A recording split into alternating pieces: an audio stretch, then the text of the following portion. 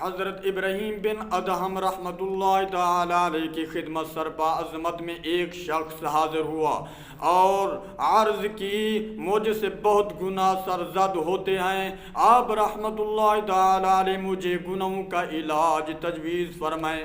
آپ رحمۃ اللہ تعالی علیہ نے پہلی نصیحت کرتے ہوئے فرمایا، جب گناہ کرنے کا پکا ارادہ ہو جائے تو اللہ عز و جل کا رزق کھانا چھوڑ دیں۔ اس شخص نے حیرت سے عرض کیا، حضرت آپ کیسی نصیحت فرما رہے ہیں؟ یہ کیسے ہو سکتا ہے؟ جب کہ رزاق عز و جل وہی ہے تو میں اس کی روزی چھوڑ کر بھلا کس کی کھاؤں گا؟ آپ رحمت اللہ تعالی علیہ نے ارشاد فرمایا، دیکھو کتنی بری بات ہے کہ جس پروردگار اللہ عز و جل کی روزی کھاؤ اسی کی نافرمانی بھی کرتے رہو، کیسے ہو سکتا ہے میرے دوستو؟ پھر آپ رحمت اللہ تعالی نے دوسری نصیحت فرمائی، جب بھی گناہ کا ارادہ ہو جائے تو اللہ عز و جل کے ملک سے باہر نکل جاؤ۔ اس نے عرض کی، حضور یہ بھی کیسے ہو سکتا ہے؟ تمام مشرق مغرب شمال جنوب دائیں بائیں اوپر نیچے جدھر جاؤں ادھر اللہ عز و جل ہی کا ملک ہے، اللہ عز و جل کے ملک سے باہر نکلنے کی کوئی صورت ہی نہیں ہے۔ آپ رحمت اللہ تعالی علیہ نے ارشاد فرمایا، دیکھو کتنی بری بات ہے کہ اللہ عز و جل کے ملک میں بھی رہو اور پھر اس کی نافرمانی بھی کرو، کیسے ہو سکتا ہے میرے دوستو؟ تیسری نصیحت آپ رحمت اللہ تعالی علیہ نے یہ ارشاد فرمایا، جب پختہ ارادہ ہو جائے کہ بس اب گناہ کر ہی ڈالنا ہے تو کر لو، لیکن اپنے آپ کو اتنا چھپا لو کہ اللہ عز و جل دیکھ نہ سکے۔ اس نے حیرت سے عرض کیا، حضور یہ کہ اللہ عز و جل مجھے دیکھ نہ سکے، وہ تو دلوں کے راز بھی جانتا ہے۔ تو آپ رحمت اللہ تعالی علیہ نے ارشاد فرمایا، دیکھو کتنی بری بات ہے کہ جب تم اللہ عز و جل کو سمیع و بصیر بھی تسلیم کرتے ہو اور یہ بھی یقین کے ساتھ کہہ رہے ہو کہ اللہ عز و جل ہر لمحے مجھے دیکھ رہا ہے، مگر پھر بھی گناہ کیے جا رہے ہو۔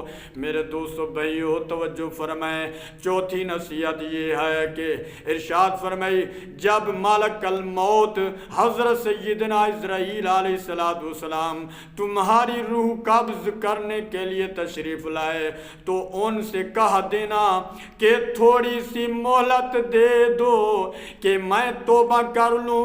اس شخص نے عرض کی، حضور میری کیا اوقات ہے اور میری سنے کون؟ موت کا وقت مقرر ہے اور مجھے ایک لمحہ بھی مہلت نہیں مل سکے گی، فوراً میری روح قبض کر لی جائے گی۔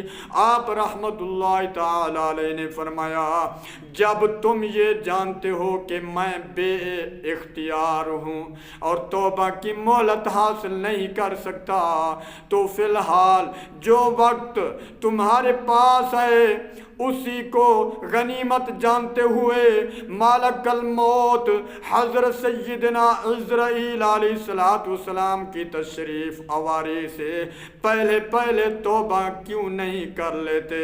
پھر آپ رحمت اللہ تعالی علیہ نے پانچویں نصیحت یہ فرمائی، جب تمہاری موت واقع ہو جائے اور قبر میں منکر نکیر تشریف لے آئیں تو ان کو قبر سے ہٹا دینا، اس نے عرض کی یہ کیا فرما رہے ہیں، میں انہیں کیسے ہٹا سکوں گا، مجھ میں اتنی طاقت کہاں ہے۔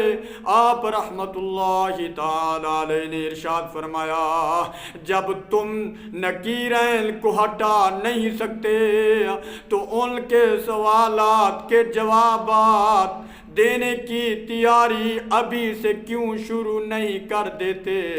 چھویں اور آخری نصیحت کرتے ہوئے فرمایا، آپ رحمت اللہ علیہ نے ارشاد فرمایا اگر قیامت کے دن تمہیں جہنم کا حکم سنایا جائے تو کہہ دینا کہ میں نہیں جاتا۔ اس نے عرض کی حضور وہاں تو گھسیٹ کر دوزخ میں ڈال دیا جائے گا۔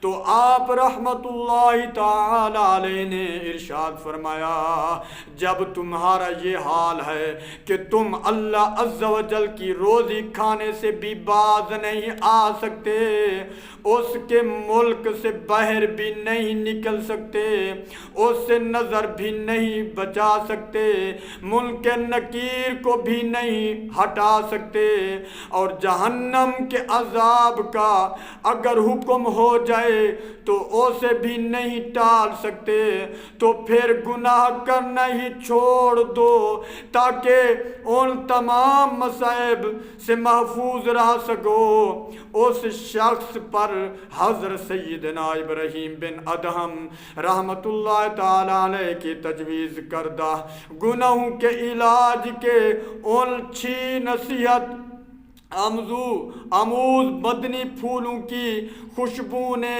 بہت اثر کیا۔ وہ شخص زارو قطار رونے لگا اور اسی وقت اس نے اپنے تمام گناہوں سے سچی توبہ کر لی اور مرتے دم تک توبہ پر قائم رہا۔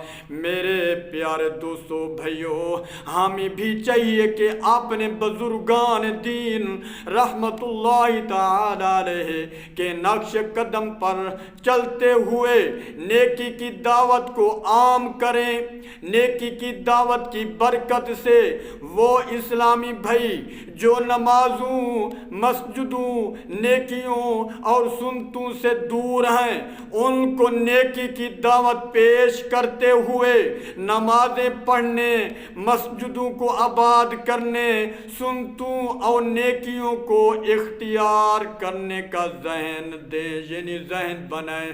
میرے دوستو دعا ہے کہ اللہ تبارک و تعالی تمام مسلمانوں بھائیوں کو 5 وقت نماز بجماعت ادا کرن دی توفیق عطا فرمائے۔ میرے دوستو بھائیو، میرا چینل اچھا لگے تو سبسکرائب بھی کریں، لائک بھی کریں، بہت بہت مہربانی، شکریہ۔ میں تو عالم بھی نہیں، قاری بھی نہیں، ایک چھوٹا جی ہاں طالب علم بھی ہوں، حافظ قرآن بھی ہوں۔